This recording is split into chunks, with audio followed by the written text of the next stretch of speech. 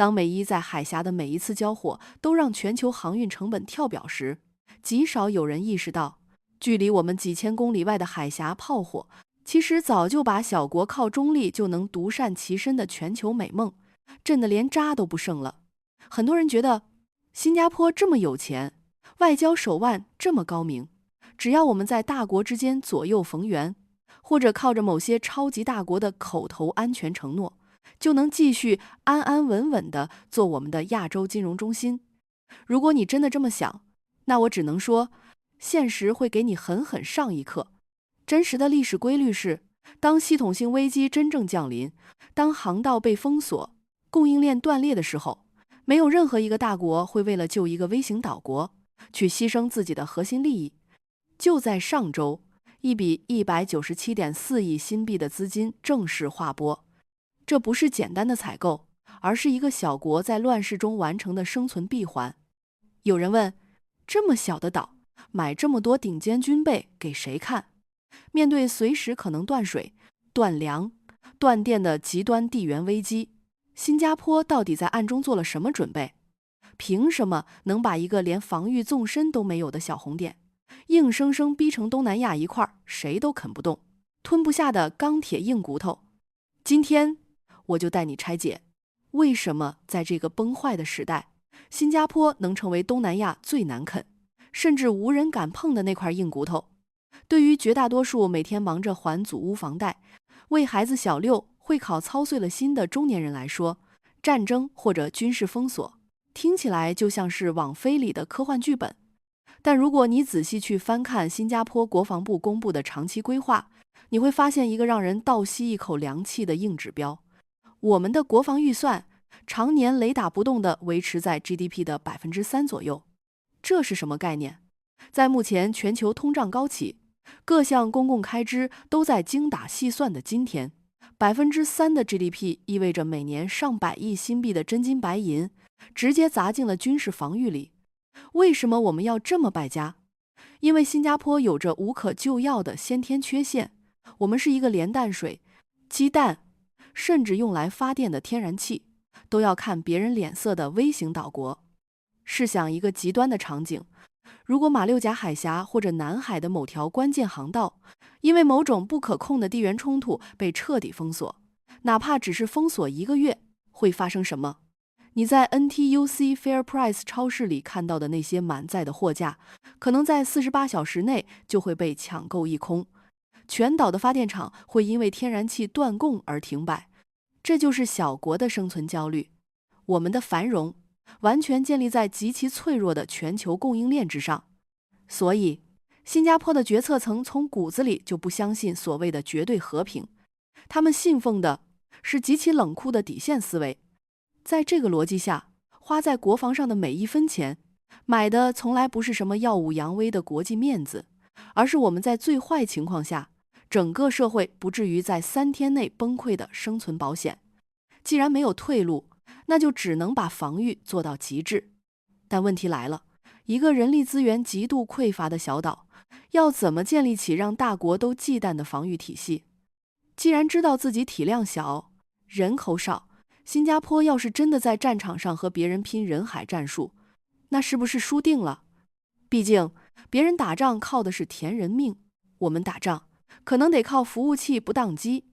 这就引出了新加坡生存战略的第一张底牌，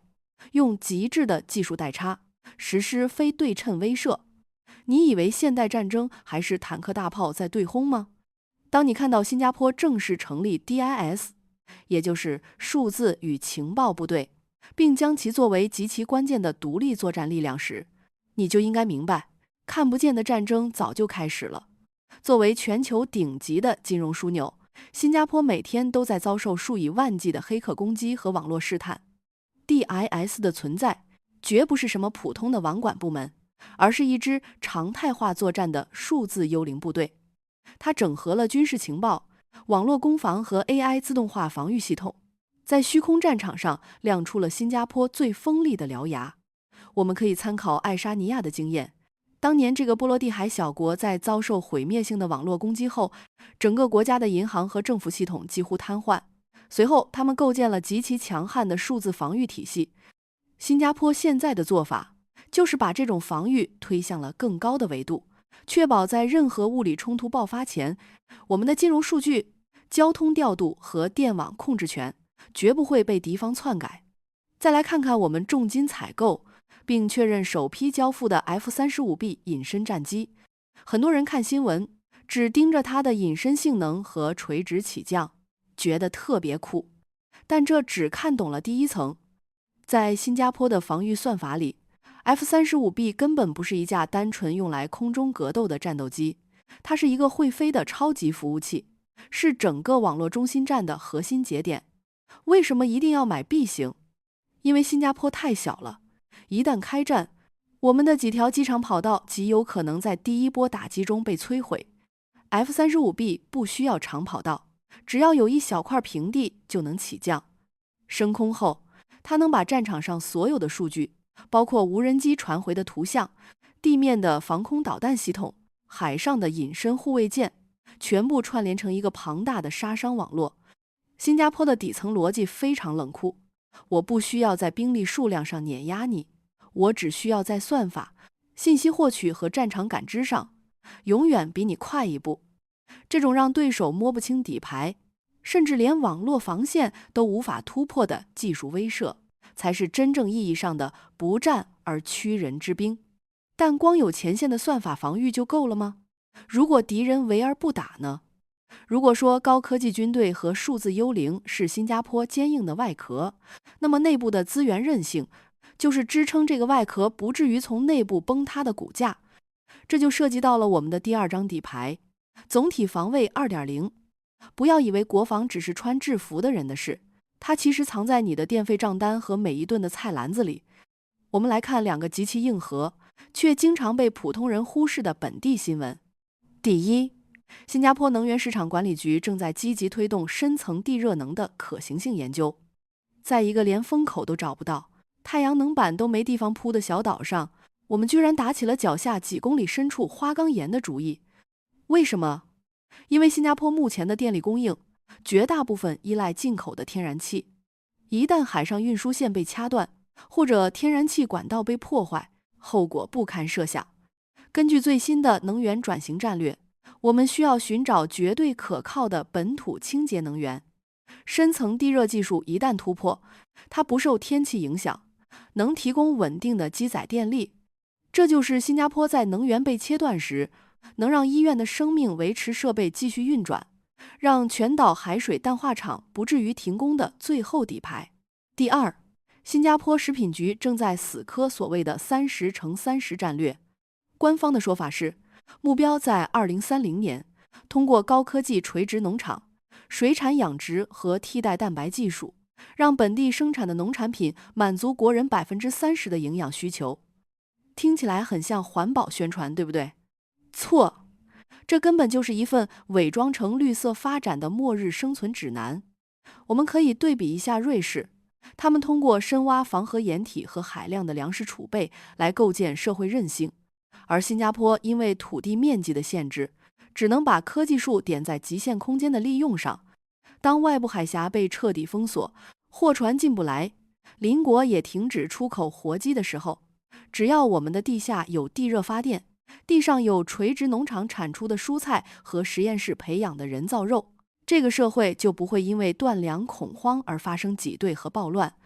这种将国家机器彻底韧性化的底层布局，才是真正让潜在对手感到绝望的地方。因为你不仅打不透它，你甚至根本饿不死它。